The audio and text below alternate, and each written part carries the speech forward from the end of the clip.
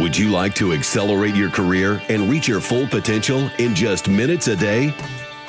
Welcome to the LEADx Show with New York Times best-selling author and Inc. 500 entrepreneur, Kevin Kruse. Hello, everyone, and welcome to the LEADx Show. I am Kevin Kruse, helping you to stand out and to get ahead, both at work and at home. You're a leader at work and a leader in your own family. Today on the show, we're going to be talking about the power of authenticity and what it means in this real world of crazy technology and business demands always pulling at us. But first, we need ratings on iTunes or wherever you listen to this podcast. Just click on some stars, leave a one-sentence review, and know that you will have helped us to find new listeners. You will have helped us to build the LEADx family. And the quote of the day: if you think dealing with issues like worthiness and authenticity and vulnerability are not worthwhile because there are more pressing issues like the bottom line or attendance or standardized test scores, you are sadly mistaken. And that comes from Brené Brown. Brené Brown's writings, her books are some of the only books that have made a big impact on my life in the last 10 years. Many other books have, but I just found them earlier in life. Our guest today is founder and president of Strategic Performance Solutions, a management training and coaching firm. She specializes in executive coaching and advisory services that balance on-the-job performance with the need for sustained personal fulfillment. We got to be in it for the long haul. She's often quoted in the New York Times, Wall Street Journal, Fast Company, and many other major outlets. Her new book is The Art of Authenticity: Tools to Become an Authentic Leader and Your Best Self. Our guest is Dr. Karissa Thacker. Karissa, welcome to the show. Thanks, Kevin. Now, I have a tradition on the LEADx Show where I ask all our guests the same first question because I love failure stories. I think failures are often stepping stones to something great, even if we don't feel it at the time. So tell me a story of one of your best failures and what did you learn from it? When I finished graduate school, I was hell-bent on living in San Francisco. My partner and I tried everything. We desperately wanted to move to the Bay Area. It didn't happen when I finished graduate school. And then a few years down the road, I even applied for a job that I didn't really want just because it was in the Bay Area. But we kept trying. But the opportunity that did emerge was to live in Manhattan. And I had never been to Manhattan at the time. And we moved to New York on my first day in New York. And that sounds like a crazy story. But what happened is that I fell in love with New York. I call New York the second great love of my life. And what do you learn from the story? Well, I think that sometimes we get a vision of something very specific in our heads. But if we're open to life and open to experience, something even more extraordinary could happen. That's a great reminder, because whether it's falling in love with a city, what we think we want to be when we grow up or whatever it is, we don't know what we don't know. And so to be open-minded to new experiences and all the rest, you never know where it can lead. Absolutely. We call that in psychology openness to experience. And it is one of the big 5 personality factors that is connected to success and happiness and meaning. I had no idea we were going to stumble onto the big 5 personality, but it's something I've been reading up on as of late. I think I came late in my professional career to really valuing personality for both self-awareness and then also awareness of others and different styles. And while I have found most companies seem to latch on to some of the lighter weight personality things, MBTI or DISC. Maybe they're simpler, right, so people can remember them better. I more recently discovered that, if you really want to be serious about this, you're going to use a big 5 model or a variation on that. And of course, openness is one of those top 5 facets that you just mentioned. Yeah, we love our 4 quadrant models in corporate and in a business setting. Because what's nice about that is I think people can take something useful away that's quick. But the reality is that our personalities are not as simple as 4 quadrants.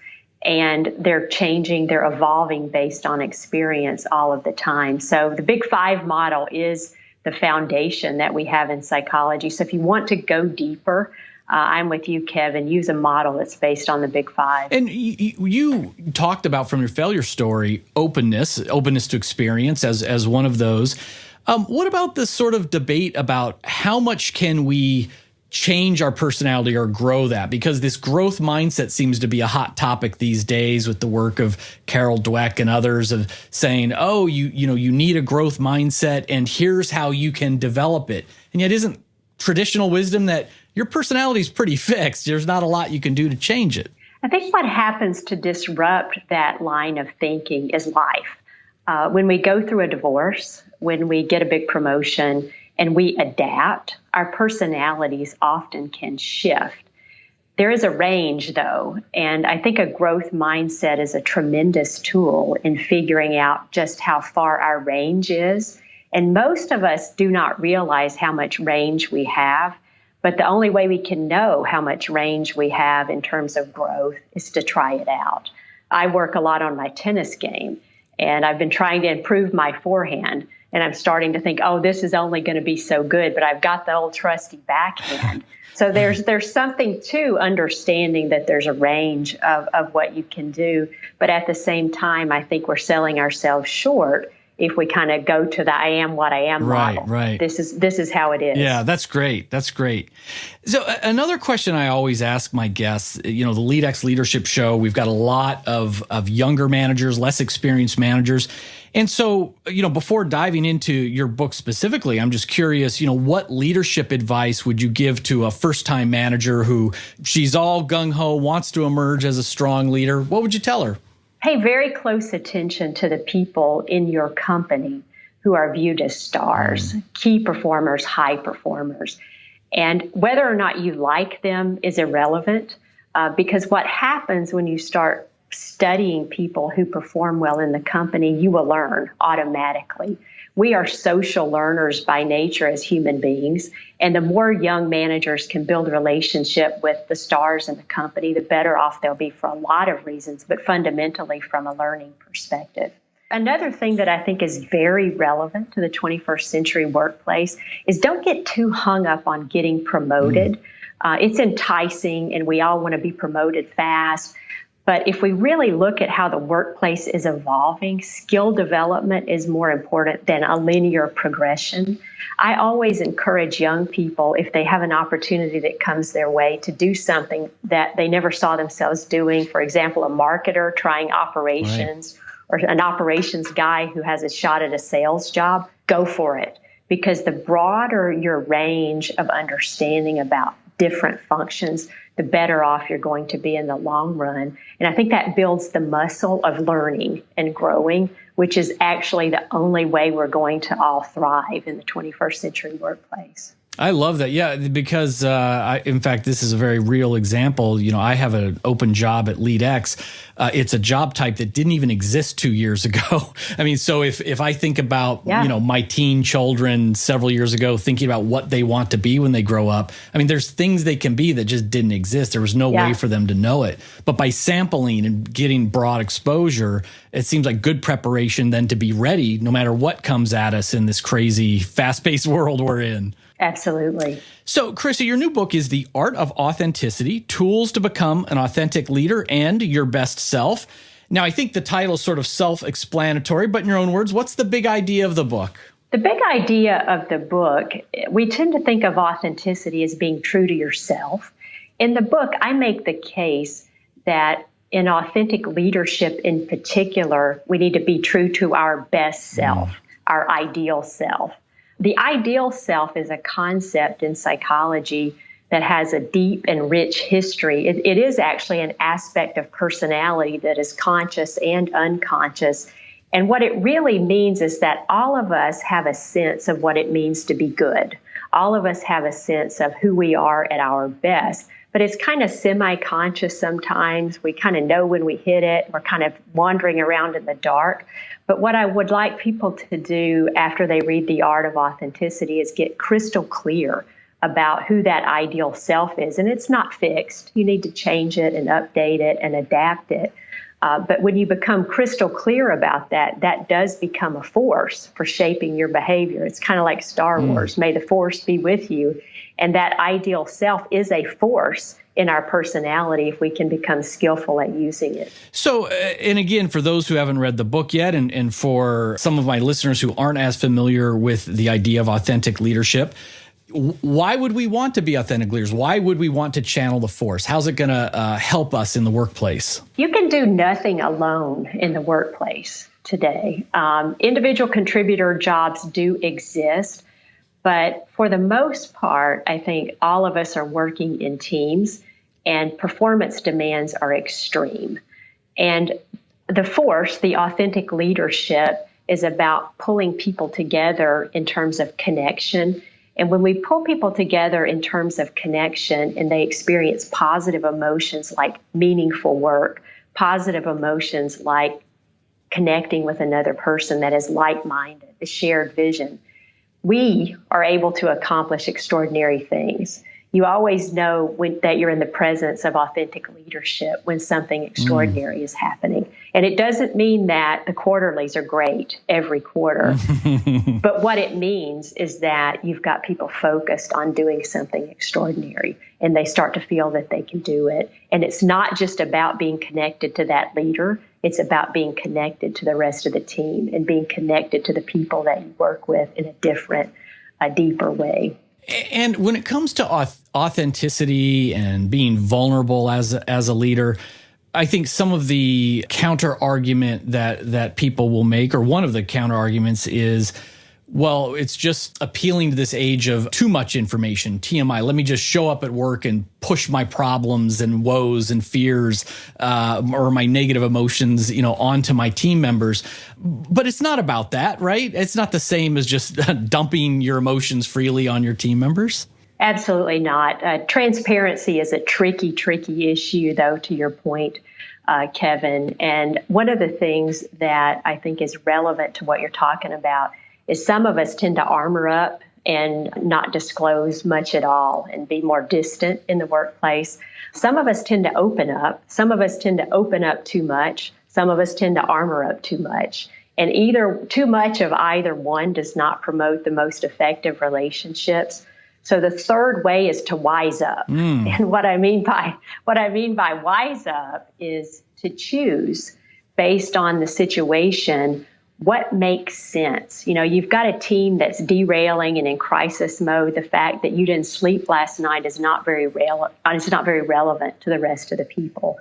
So authenticity and authentic leadership happens in relationship, and all of us have to negotiate when we need to armor up and sort of be more distant and get things done, and when we can open up. But that whole negotiation, we need to wise up. I love that. I love that phrase, to wise up and to share what is relevant, to the situation. And if you could give me, I'm going to throw a scenario at you because I'd love to get your insights and advice on it. I'm a big believer in authentic leadership and vulnerability. Unfortunately, early on in my own career, I had a lot of senior leaders tell me things like, Kevin, there's a lot of acting in leadership. It's your job to keep everybody motivated and positive. So, whatever you're feeling, whatever you're thinking, you've got to go out and put that mask on and project. I had another person tell me that, you can never tell your team members bad news, the bad quarters, because then they're going to all jump on the internet and start updating their resumes and looking for jobs. And so you can't have your talent walking out the door right when you need them most. So I had, these kinds of messages come through, and I'm curious, in a specific situation where, let's say, an organization, we are missing our numbers, and it's not dire, but we're missing our numbers. We may have to do layoffs 90 days from now, 6 months from now, if things don't turn around. How much transparency would you say that companies, leaders should have when it comes to financials? Do you go ahead and tell the team members, listen, things aren't looking good, and here's what's going to happen if they don't turn around? Or do you sort of moderate that message a little bit? A couple of things have changed in recent years that are relevant to your question, Kevin. One of them is that it's very difficult to keep anything secret anymore. So if your numbers are trending down and you're a leader and your people hear about that from someone else, let's work that through for a minute and how that's going to play out and it's not well. The other piece that I think is that workers coming into the workplace now, 40 and under, and even some of us who are north of 40, are smarter and more savvy about organizational dynamics. We've lived through the ups and downs of 2008. The generation that's coming of age now, many of them were kids when 9/11 happened. So some very real and hard things have happened both in the business world and in the larger geopolitical world. And we run the risk of tearing relationships apart by not being honest these days. The expectations have shifted dramatically in the last 20 years. So I always say to some of my more senior leaders who are used to operating in that more armored up fashion, dude, you got to go with the 21st century here. Trust me. And what they find over time is that it becomes more comfortable. And guess what? There was a side of me that can now come to the party in my work. Even though I'm 52 years old and have never led this way before, it feels good. It feels real. It's great. And we can always grow and change regardless of how big our titles are. Yeah, I've always been pleasantly surprised when I've practiced open book management that as you say, I mean, people, they're not stupid. They can see signs when things are going well or not, when things are busy or slow. And if you don't provide the information, whatever people dream up is generally worse than the reality is anyway. Absolutely. The grapevine. Absolutely. It's much worse. But I also think there's a possibility in that honesty for a deeper relationship that we lose when we are not forthcoming with things. There are definitely situations, let's say an M&A activity is one. You can't always be open book about that. And God knows the rumor mill just goes on overdrive on that one. But I think that whole negotiation of that relationship, and when your people come to trust that as you can share, you do share, then it becomes something where they have a fundamental sense of who you are and where you're coming from that makes that whole thing easier. I talk in the book about what I call proactive transparency, and that sets you up for times when you can't share everything because you've been so open about who you are in terms of how you came to be who you are. You've been honest about your failures, for example, and people have a sense of who you are at a deeper level. That's proactive transparency. Love that. And I love that phrase, that share what you can share at the time. And you get that reputation for being transparent and honest. And then if comes that time when you can't share something, people will be more understanding about that. Absolutely. I always challenge our LEADx listeners. I say, try to get just a little bit better every single day, 1% better every single day. Is there something from your book that you could challenge us with today? If we wanted to begin to become more of an authentic leader, working more with our ideal self, what's something we might do today to think about or to take action on? There's a great tool that people don't know about called the VIA Character Strengths Inventory. And if you put it in Google, just viacharacterstrengths.org, you could take a questionnaire. And what is great about this is it's a tool designed to measure the best, the possibilities in human behavior. And we've gotten into a bad habit of not discussing morals and values. And what's great about this tool is that it is a tool that we can use regardless of religion, regardless of culture, because the team that put this tool together validated this across culture and across time.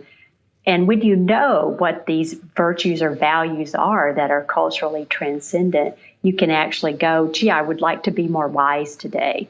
If I had more wisdom about me today in this stressful situation, what would I do? So that's the one thing that I think could add the most value for the listeners. It takes about 20 minutes. Yeah. And those 24 words or character strengths are powerful. Perspective, kindness, courage. How do we begin to think about those values or virtues more in our language and in our thinking And then we begin to live them out more, just by the intention of living them out. Love that. And again, that's VIA, the VIA character strengths. We could Google that online to find that assessment, right? It will come right up. Yeah. Excellent. Karissa, how can our listeners find out more about you and your new book? So I am going to be doing a retreat up at Kripalu in the beautiful Berkshires of Western Massachusetts President's Day weekend, February the 16th through the 19th, where we will be diving in deep on a lot of the concepts we've talked about today. There's www.karissathacker.com. Not very original, but there it is, the website. And then the book is, of course, available on good old Amazon. Excellent, excellent. When we will put those links in the show notes and the articles that come out. Karissa, thanks again for the work you're doing. Thanks for coming on to the LEADx Show. Thanks, Kevin. LEADx family, that wraps up another episode filled with leadership advice. But before I go, I hope you remember that at LEADx, we're on a mission to give free leadership training and professional development to everyone, anywhere, at any time. Visit leadx.org to check out our free course of the day and our weekly live webinars. And for your friends and colleagues who are managers, they lead people, let them know that they can get over 30 best-in-class management training courses on demand at their own pace at leadx.org for a ridiculously low investment of $7 per month. This is our public beta pre-launch pricing, and that quadruples really soon. Check out the LEADx Academy at leadx.org. And if you're the kind of person who always says thank you, then please take 1 minute, it's actually less than a minute, and go leave a rating for the LEADx Show on iTunes. Just go to leadx.org/subscribe, and it's going to bounce you to the right page on iTunes. You can just click some stars, maybe click that subscribe button, and if you have 20 more seconds, you could write a 1-sentence review of the show. It's the single best way for us to build our family. And of course, because leadership is influence, and we are leading all of the time, it's a question of, are you leading in a positive direction or a negative direction? I implore you to be mindful with your influence, to be mindful with your leadership. How will you lead today?